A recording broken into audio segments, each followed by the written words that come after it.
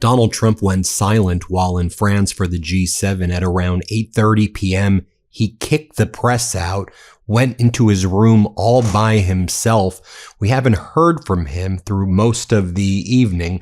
The last thing that he said was during an interview with French President Emmanuel Macron, where he said, "It is very important that stocks are rising right now."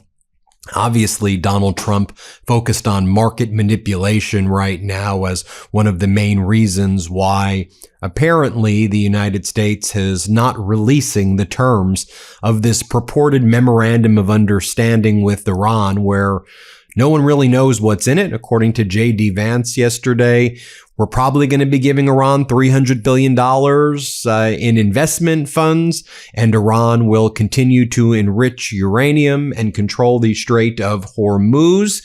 But no one really knows the terms because, unlike every other normal deal, Donald Trump is not releasing this apparently until Friday, where there's going to be some signing ceremony in Geneva. While Donald Trump has gone radio silent, the White House is making deranged posts. We all know the reflecting pool is now the color Ninja Turtle green, or as some have compared it to, Chicago River on St. Patrick's Day green, except unlike the dye that's put into the Chicago River to turn it green, the reflecting pool is filled with algae, as everybody predicted would happen. But according to the White House, while Donald Trump isn't saying anything, the White House account goes, "Making D.C. safe and beautiful again, one cleanup at a time." And it's a photo of the reflecting pool. That's not actually what it looks like now.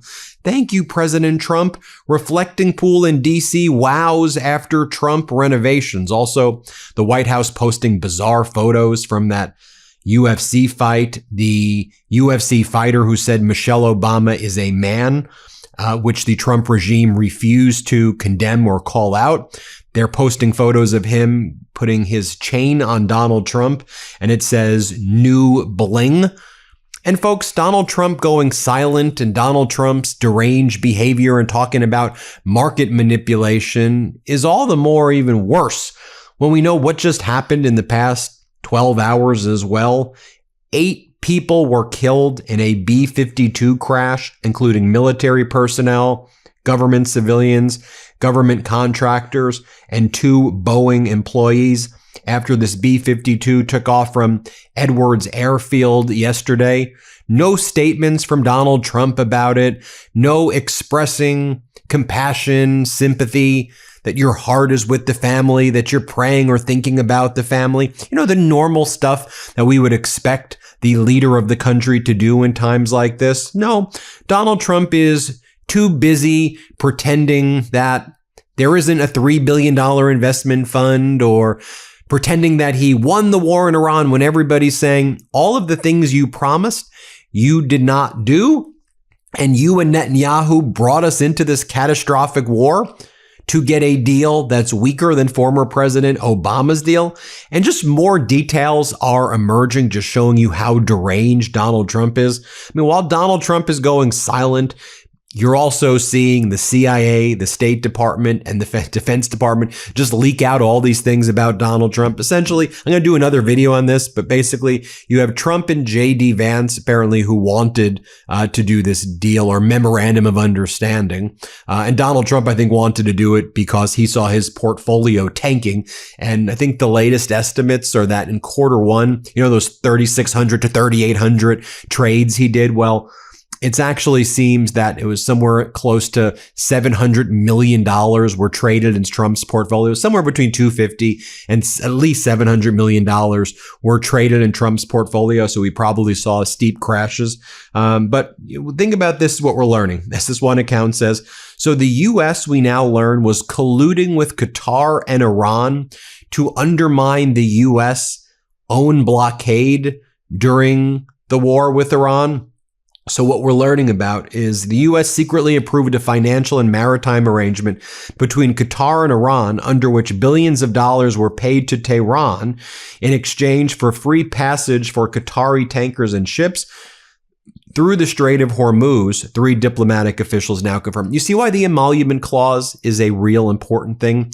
The Qataris got Donald Trump that Boeing 747 jet that they gifted to him, remember? And then, I guess, while Donald Trump was claiming to have a blockade, he was allowing Qatar to give billions of dollars to Iran in order to use the Strait of Hormuz, and then claiming the blockade was working. And then CENTCOM was saying this was an ironclad blockade. I mean, again, when you do things like this also, all you're telegraphing also is weakness, that you stand for nothing, that this is all a transactional gimmick somehow for Donald Trump in his own mind to make money off of this. And ultimately what he cared about was the stock market tanking.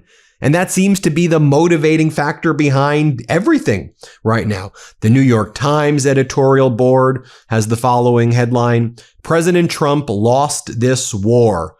New York Times also has this headline: Iran says Strait of Hormuz won't have tolls, but it will have fees. And of course, that $300 billion fund. May I just share with you what the rest of the world thinks about Donald Trump being at this G7 in France right now?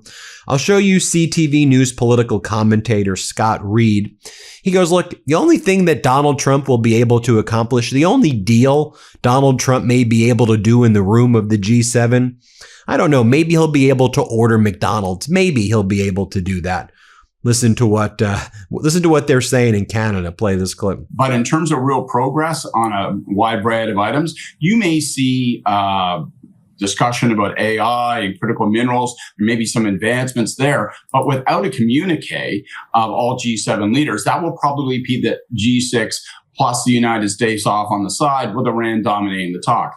As long as Donald Trump's in the room, the only thing that you come to full agreement on is that they're going to be ordering in McDonald's. That's just the reality of these summits now.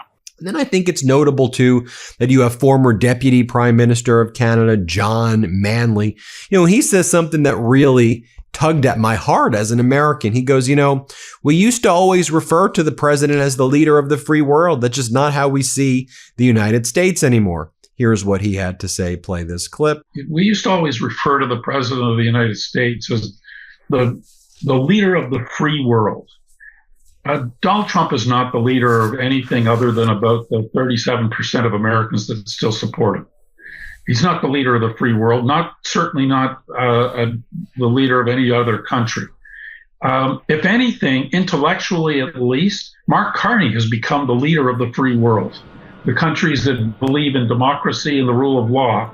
And I think it's going to be important for him to build on those relationships, both out of Canada's geopolitical interests as well as Canada's economic interests. And also you have former Israeli intelligence officer Ari Ben Meiselas saying that he believes Netanyahu has additional Epstein files on Trump and Lutnick and others. And now the Mossad and Netanyahu are going to try to release some of these files in order to try to get Donald Trump, in order to retaliate against Donald Trump for doing this deal. Here's what they said. Here, play this clip. If there's a real deal between the Americans and the Iranians, and it's going towards that, Netanyahu will try to sabotage it. One of the ways he'd sabotage it is by putting out Epstein material against U.S. government officials, including Trump. And he put it out there. New material that wasn't seen before in public. So it's not just Trump. I know that Howard Lutnick is mentioned. There are other officials. Not just Trump, other officials too. Now, Ben Shapiro is posting the following message. He's losing his mind right now, but he has for a long time. Here's the amazing thing about written agreements. They're comprised of words we can all read and then form opinions about. It's really neat. So release the memorandum of understanding text now. Don't keep it secret and then complain that people aren't trusting your version of events. I mean, look, the reality is that if you have a memorandum of understanding, why are you keeping it secret? Why are you not releasing it? JD Vance thinks that it's really cool JD Vance says, oh my God, this is so cool and groovy. We're going to be friends with Iran right now. Here's what JD Vance says, how cool it's going to be. Here, play this clip. The coolest thing about the progress we've made over the last few weeks is that you see people within the Iranian system, senior leadership, even IRGC officials say, you know what? We may have some animosity, we may have some mistrust, but we recognize the way that we've done business with the United States for 47 years is a mistake. Let's try something else. We're going to verify that, of course, but we're certainly willing to try something else if they comply. And then when JD Vance was asked, so why aren't you releasing the text? Like, is there a reason why you're not going to share it with everybody? JD Vance is like, well, you know, it's really the Pakistanis and the Qataris. This is how you do diplomacy. You're not supposed to really release the text. Really? You're not supposed to release the text so no one knows what it really is? But Iran is putting the text out there, which seems to be what the real text is. And people in the State Department, CIA, and the Defense Department are confirming it. Here's what JD Vance says about the super secret reason why we're not putting it out there. Here, play this clip. A lot of people are questioning why not release the memorandum of understanding. You said it will happen this week. Correct. So there are some diplomatic protocols, Sean. There are some sequencing that the Pakistanis have been involved in this. The Qataris have been involved in this. And what the president has said is the agreement will come out on Friday. He may decide to release the agreement sooner than that, but we have this formal ceremony on Friday, and that's when the president right now wants to release the memorandum. Then I'll talk more about this video in another video I'll do this morning. But then 4-star General John Keane, he was on Hannity after JD Vance was, and he was like, yeah, we're hearing from a lot of U.S. sources that the deal is exactly what Iran says the deal is. $300 billion to Iran in investment funds, $24 billion in more direct funds to Iran. Also, funds going to be funneled from the UAE and Qatar. Iran and Oman control the Strait of Hormuz. Iran doesn't have to give up nuclear enrichment. It can enrich at low-grade levels. Iran keeps its ballistic missiles and its drones. And obviously no regime change. MB Ghalibaf, Iran's lead negotiator, is going to be at this ceremony with JD Vance. I'll leave you with one thing that's interesting as well. I'll show you the John King clip. Action will be taken, but I can't square some of the things that are coming out of the administration from reliable sources. That's what I find so disturbing. When I heard it from the Iranians, Sean, I dismissed it. I said, that's the same nonsense we were always hearing. Well, but when I hear from administration sources some of the things that you have heard of what's in this deal, that makes no sense whatsoever. It's not defensible.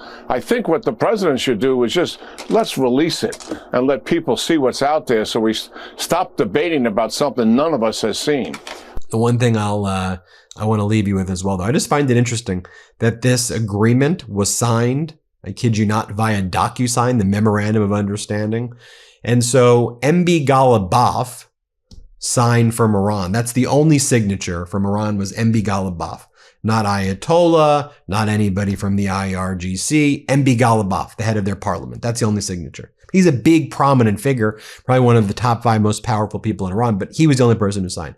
Whereas for the United States, Trump and JD Vance signed, president and vice president, versus for Iran, it would be the equivalent of like Mike Johnson signing, right? It was their lead negotiator. I just find that a fascinating observation of a power play within the underlying agreement. So Donald Trump, nowhere to be found.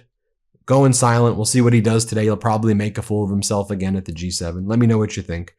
Hit subscribe. Let's get to 7 million. And thanks for watching, y'all. Love this video? Support independent media and unlock exclusive content, ad-free videos, and custom emojis by becoming a paid member of our YouTube channel today. You can also gift memberships to others. Let's keep growing together.